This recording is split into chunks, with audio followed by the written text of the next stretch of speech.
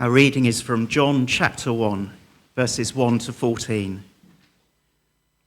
In the beginning was the Word, and the Word was with God, and the Word was God. He was with God in the beginning. Through him all things were made. Without him nothing was made that has been made. In him was life, and that life was the light of all mankind. The light shines in the darkness, and the darkness has not overcome it. There was a man sent from God whose name was John. He came as a witness to testify concerning that light, so that through him all might believe. He himself was not the light. He came only as a witness to the light. The true light that gives light to everyone was coming into the world. He was in the world, and though the world was made through him, the world did not recognize him. He came to that which was his own, but his own did not receive him. Yet to all who did receive him, to those who believed in his name, he gave the right to become children of God. Children born not of natural descent, nor of human decision or a husband's will, but born of God. The Word became flesh and made his dwelling among us. We have seen his glory, the glory of the one and only Son, who came from the Father, full of grace and truth.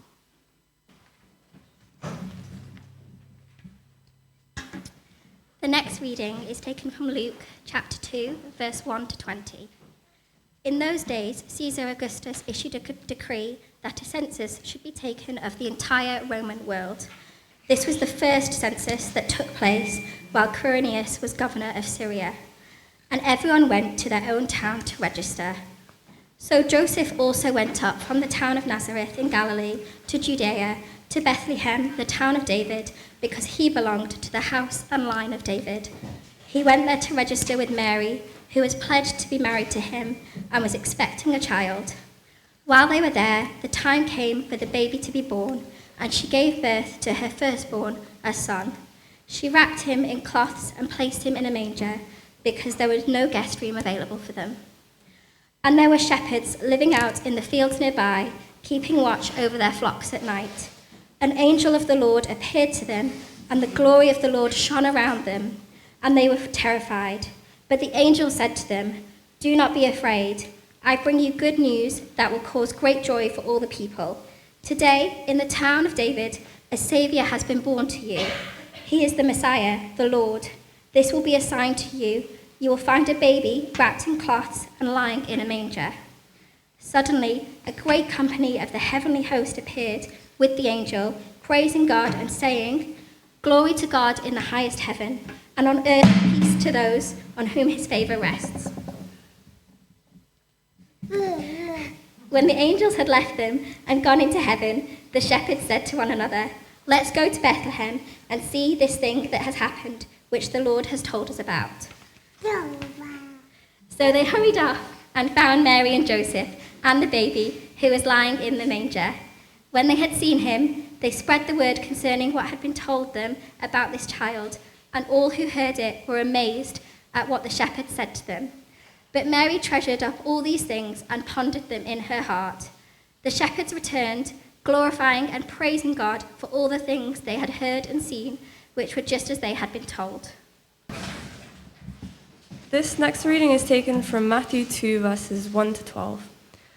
After Jesus was born in Bethlehem in Judea, during the time of King Herod, Magi from the east came to Jerusalem and asked, "Where is the one who has been born King of the Jews? We saw his star when it rose and have come to worship him." When King Herod heard this, he was disturbed, and all Jerusalem with him. When he had called together all the people's chief priests and teachers of the law, he asked them where the Messiah was to be born. "In Bethlehem in Judea," they replied, "for this is what the prophet has written. But you, Bethlehem, in the land of Judah, are by no means least among the rulers of Judah, for out of you will come a ruler who will shepherd my people Israel." Then Herod called the Magi secretly and found out from them the exact time the star had appeared. He sent them to Bethlehem and said, "Go and search carefully for the child. As soon as you find him, report to me, so that I too may go and worship him." After they had heard the king, they went on their way, and the star they had seen when it rose went ahead of them, until it stopped over the place where the child was.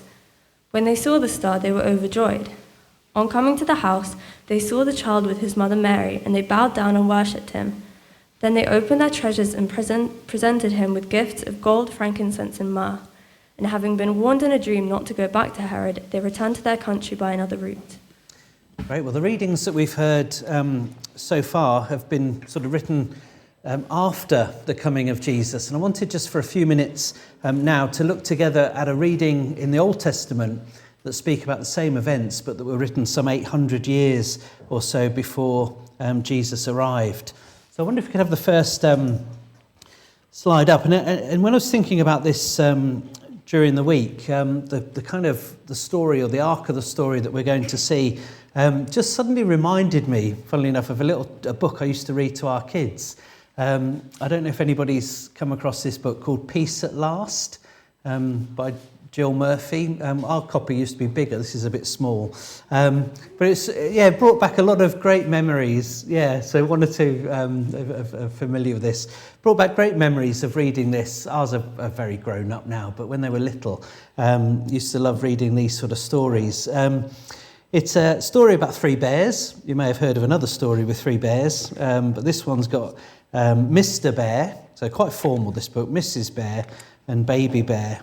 And they're all very tired. I'm enjoying looking at these pictures. They're all very tired. At the beginning of the book, they're yawning. Mr. Bear was tired, Mrs. Bear was tired, and Baby Bear was tired. And they all go off to bed. And I thought I would just read you this page, which is quite funny. Mr. and Mrs. Bear lie down in bed, and Mrs. Bear, what's it say here, began to snore. Snore, went Mrs. Bear. Snore, snore, snore. Oh no, said Mr. Bear. And he can't sleep, and he lies there for a while, and he puts on his dressing gown and he goes downstairs, tries to make a bed in all the different rooms of the house, and he's lying there in the living room, shuts his eyes, and then he can hear tick, tick, tick, tick, goes the clock on the wall. Then he's in the bathroom trying to make a bed in the bath, drip, drip, drip, drip, drip, the tap, into the kitchen, goes the refrigerator. And throughout the book, his eyes are getting more and more bloodshot. You know, the bags are just enlarging under his eyes, and he looks an absolute wreck. And as you say, we'll come back to him in a bit, so you'll understand why we're coming back to Mr. Bear. But it's a growing picture, which sort of resembles some of the words in Isaiah's prophecy, or the beginning of Isaiah's prophecy, in that you get a sense of despair with Mr. Bear. There's a sense of exhaustion, of distress, and here is a bear eventually full of gloom. And that's actually where, as you can, I won't read all of these that are going to appear behind me, but do look to them and scan them. This is where Isaiah begins his prophecy. As I say, he's speaking, he's writing 800 years before the birth of Jesus, and he's got this terrible job in this passage behind us of telling the people of Israel that dark times are ahead. The army of the Assyrian Empire is about to invade the northern kingdom of Israel, and darkness is about to fall upon the land. And you'll pick out some of the words there: distress, darkness, fearful gloom, and they will be thrust into utter darkness. And if we've seen anything on our television screens of this year from multiple places around the world where war has come, those sort of terms are absolutely not out of place, are they? Darkness, despair, distress, utter darkness. War, the effects of war, it's just awful to see. But of course, these words are it's not only in the context of war that we can experience them. Darkness, distress, despair, gloom. There's all sorts of things, aren't there, in life that are thrown at us that can be incredibly difficult. Whether illness comes our way or to somebody that we love. There could be financial challenges that occur during a year. There's a great loneliness epidemic, isn't there, that we hear much about. We can have relationship struggles, family breakdown, all sorts of different things.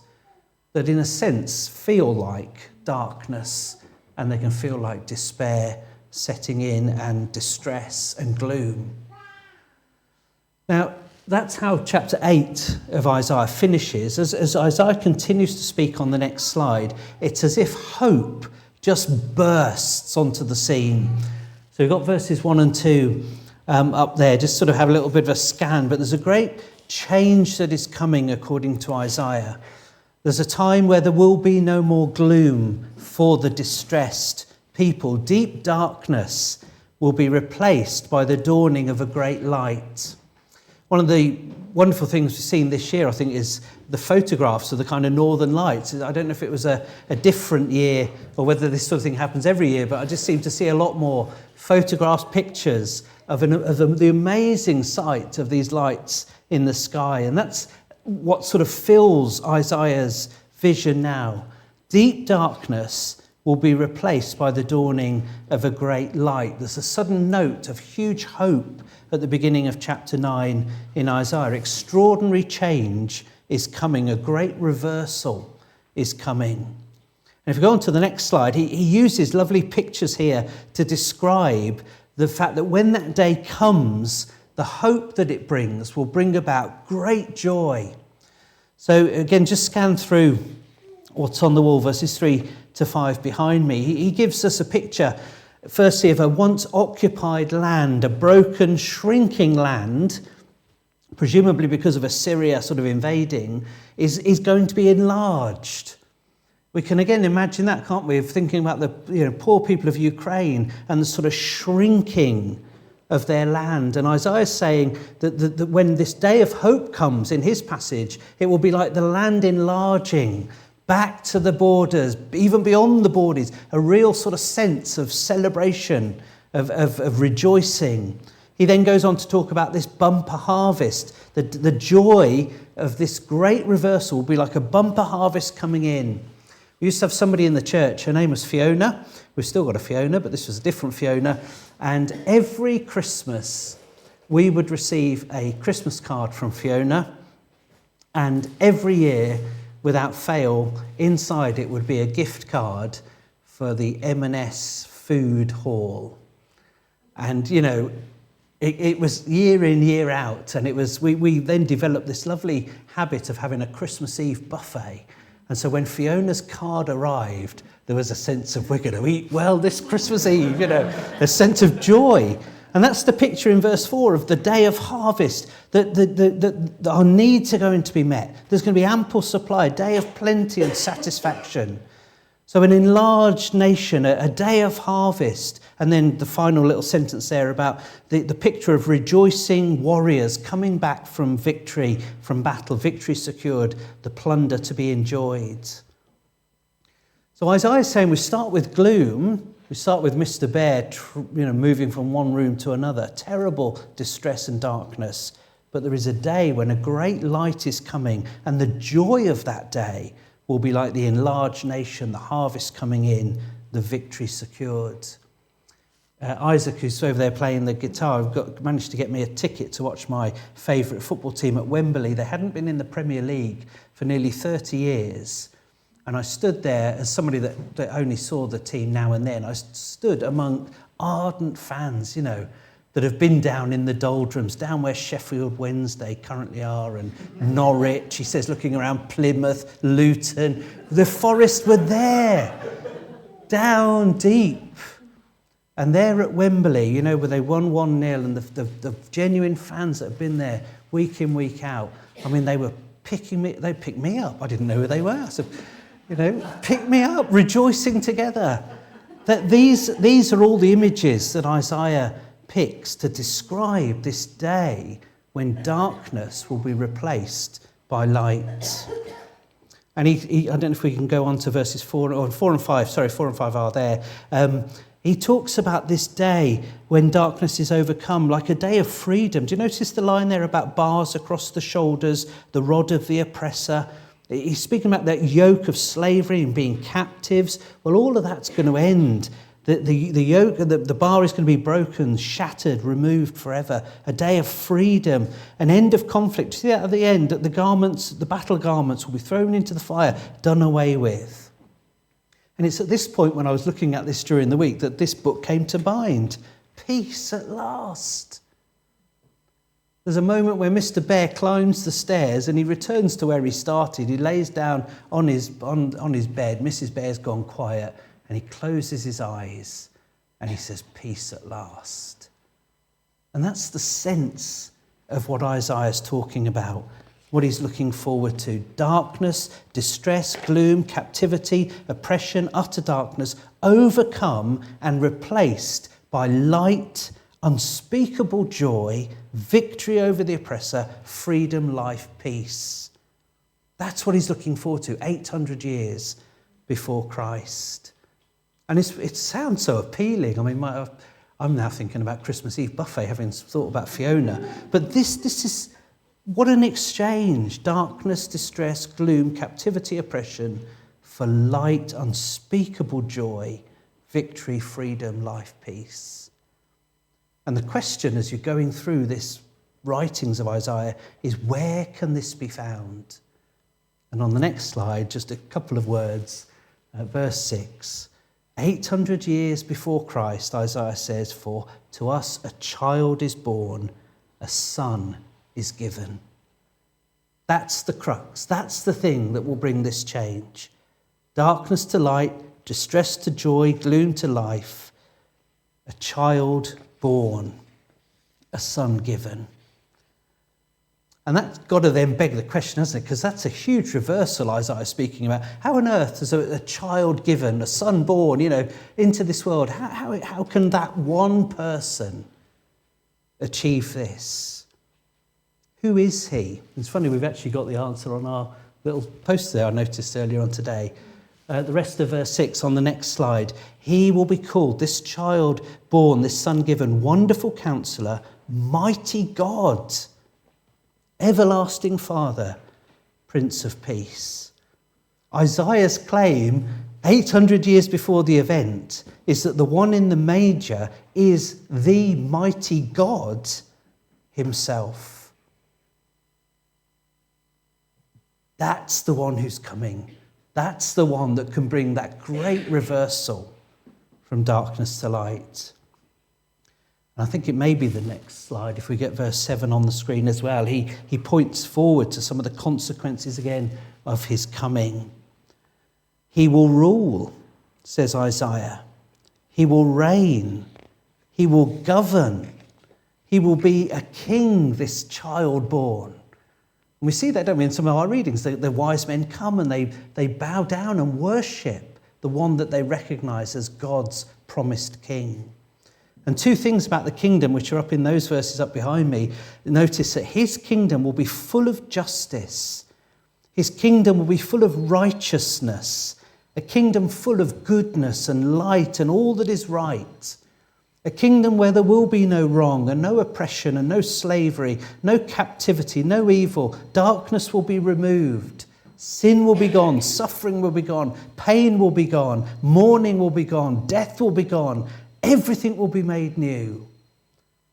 So his kingdom is full of justice and righteousness. And secondly, notice his kingdom has no end. He will reign forever, says Isaiah.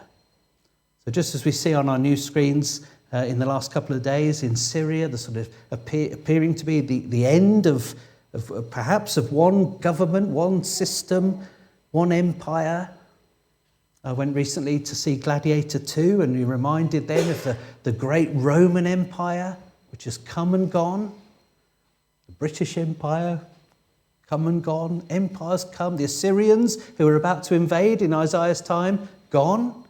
The Babylonian Empire that rose up later and invaded the southern kingdom of Israel, now gone. Kingdoms come, kingdoms go. But Isaiah says this kingdom will last forever. I want us, as we draw to an end for this part, to ask the question, how will this child achieve all of this? How will this son given achieve all of this? And put simply, and I'm now sort of trying to reduce the entire teaching about Jesus in the New Testament to a few words. Put simply, how will he do it? Well, he has to deal with the problem of darkness. The darkness that we see out there, the darkness that we see perhaps around the world and on our TV screens and all of our news, all of the evident darkness in our own country that we can see. The Bible's message is that the darkness out there is actually the darkness that is in here. A darkness that every single human being has. Sometimes that's quite hard, isn't it, for us to hear and to process, because we often can look at other people like a bit of a league table and think, goodness, I'm glad I'm not like that. But the message of the Bible is that the problem of darkness is everywhere, and it's in every human heart.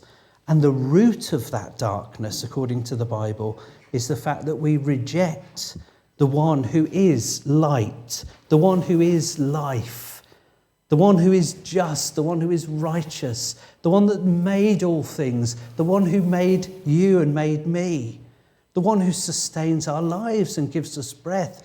The root of darkness is that we don't really want him. All darkness, according to the Bible, springs from that root. And so the child born, the son given, has got to deal with the problem of darkness. And he's come to overturn that darkness. If you read the accounts of the eyewitnesses, on the day that Jesus died, they record that between noon and 3 p.m, darkness came upon the whole land as Jesus is lifted up on a cross. And the teaching of the Bible is that Jesus, in that moment on the cross, bore our wrongdoing, bore our darkness, bore the way that we treat God and others. He bore it himself on the cross. He who was perfect and without sin and without wrong bore my darkness, bore the root problem in my heart, and paid the penalty for it in my place. So the way I've treated God and the judgment, if you like, that I deserve from him, this child born, this son given, this man, this king that God has sent, willingly spread his arms out and died for me and died for you. And in that death, amazingly,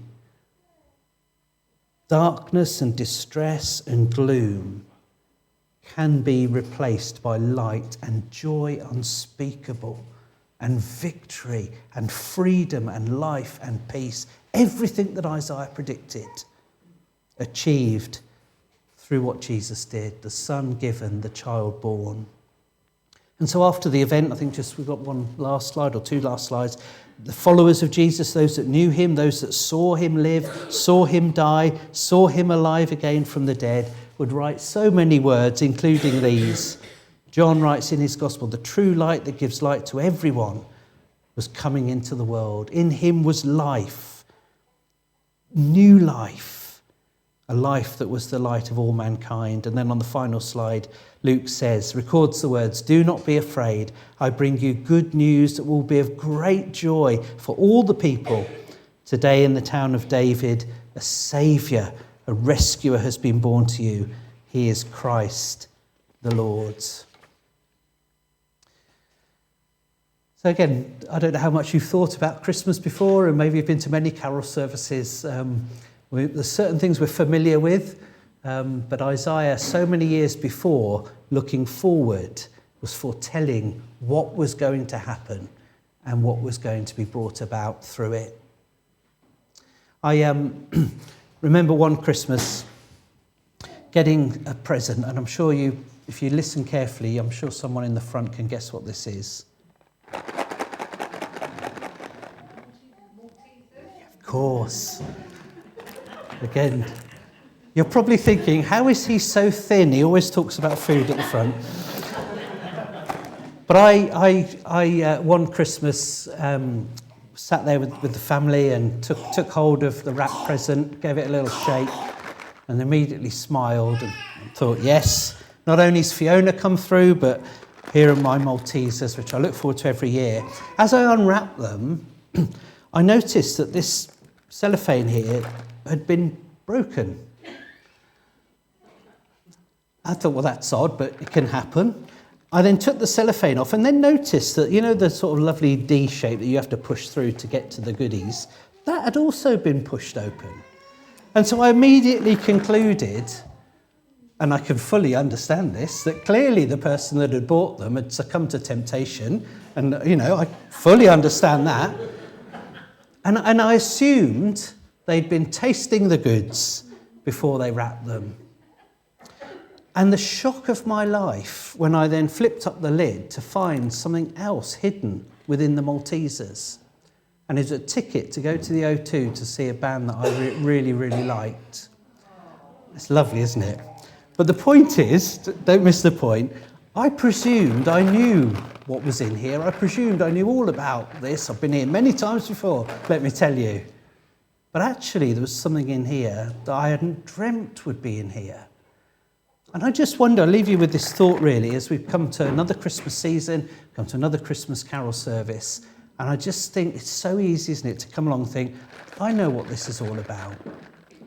And I just wonder if you've thought about, what Isaiah has said before. He's making enormous claims about Christmas, of gloom and distress and darkness being overturned by a son given, a child born, who would bring about a new kingdom, a new life, where our darkness is dealt with, where we can be reconciled with the God that made us, and begin to live a life now unlike what we've experienced so far, with a certain hope ahead that his kingdom will never end, and all wrong and darkness will be gone and eradicated, and we will enjoy his goodness and his beauty and his wonderful kingdom.